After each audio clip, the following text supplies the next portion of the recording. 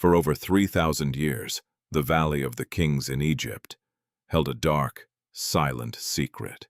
Deep beneath the scorching sands, buried under rock and dust, lay the undisturbed final resting place of a young king. His name was Tutankhamun, while other royal tombs had been plundered by grave robbers centuries ago. Tutankhamun's tomb remained completely hidden, lost to the passage of time. That was until November 4th, 1922. British archaeologist Howard Carter, backed by the wealthy English aristocrat Lord Carnarvon, had spent 6 grueling years searching this barren wasteland. They were on the brink of giving up. But then, a water boy stumbled upon a stone step carved into the bedrock. Carter's team dug feverishly, revealing a flight of stairs leading down to a sealed doorway. On the door was the royal seal of Tutankhamun. As Carter made a tiny breach in the plaster wall and held up a candle, Lord Carnarvon asked him, "Can you see anything?"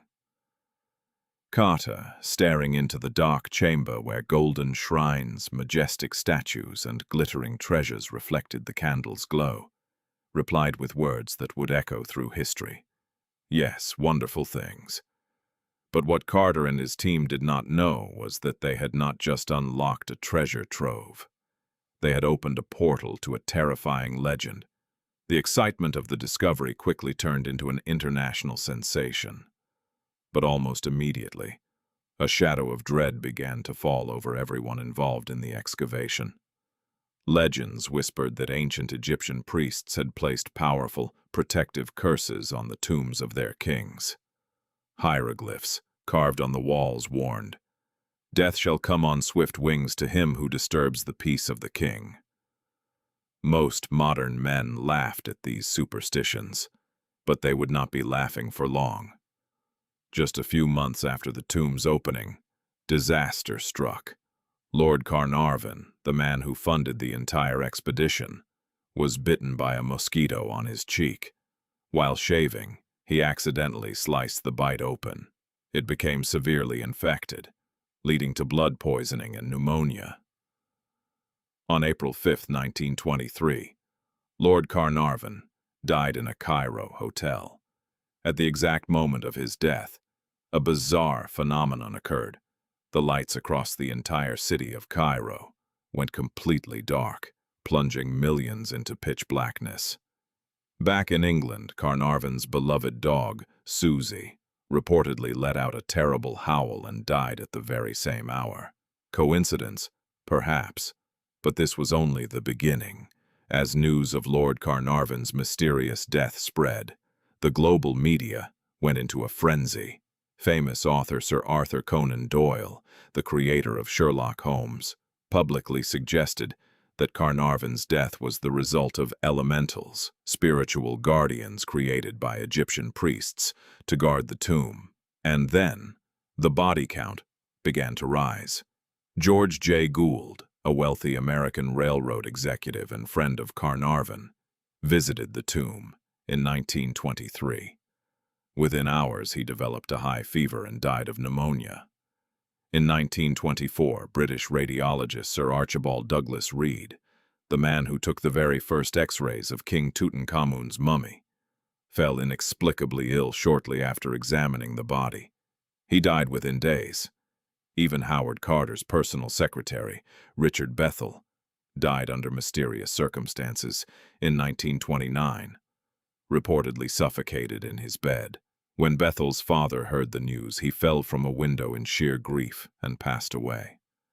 The public was terrified. It seemed that anyone who touched, photographed, or even stood near the young king's mummy was doomed to a sudden and tragic end. The curse of the Pharaohs had become a terrifying reality in the minds of millions. But there was another strange event that the newspapers at the time whispered about. On the very day the tomb's inner chamber was breached, a sudden and violent sandstorm swept across the Valley of the Kings, followed by a rare, torrential downpour. To the local Egyptian workers, this was not just bad weather. They believed it was the ancient sky gods expressing their wrath at the intrusion. For decades, the curse remained a paranormal mystery. But modern science has a different, perhaps even more terrifying explanation. Could the curse actually be a biological weapon? When Howard Carter opened the tomb, he broke a seal that had kept the air inside, trapped for over 3,200 years. The chamber was filled with organic material, including food offerings, mummified meats, and dried fruits, all left to rot in absolute darkness and humidity.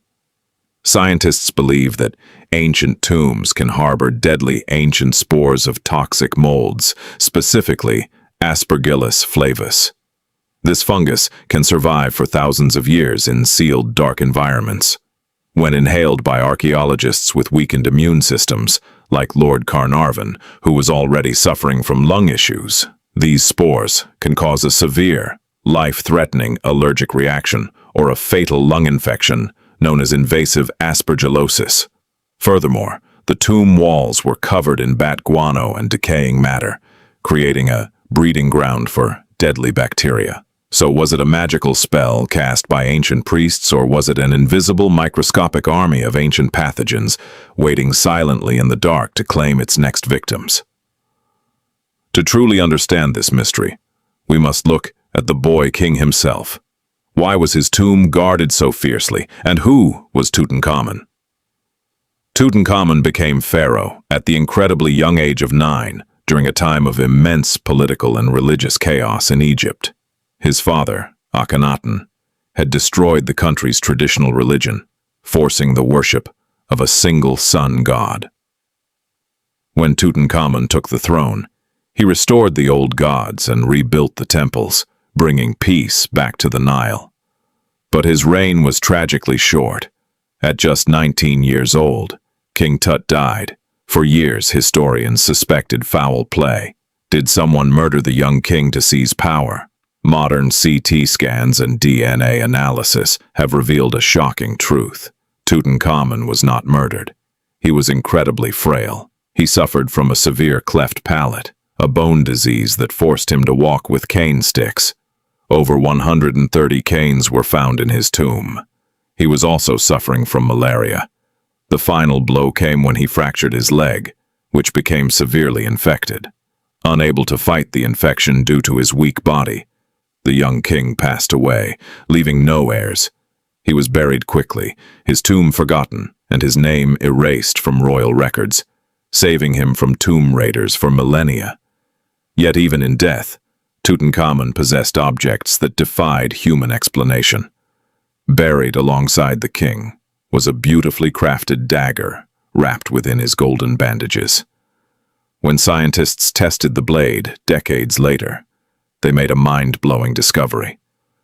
The metal of the dagger contained high amounts of nickel and cobalt. It was not made from iron mined on Earth. The dagger was crafted from a meteorite that had fallen from space. The ancient Egyptians called it iron from the sky.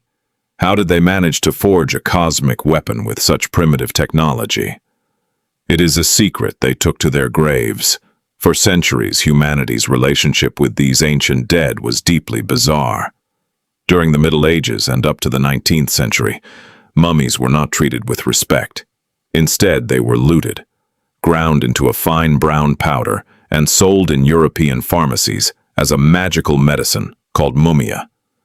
People believed that consuming the remains of these ancient kings could cure everything from headaches to internal bleeding. Millions of historical bodies were literally eaten by tourists and patients. Perhaps the real curse was not what the mummies did to us, but what we did to them. Today, King Tutankhamun is the most famous pharaoh in history. His golden death mask has become the ultimate symbol of ancient Egypt.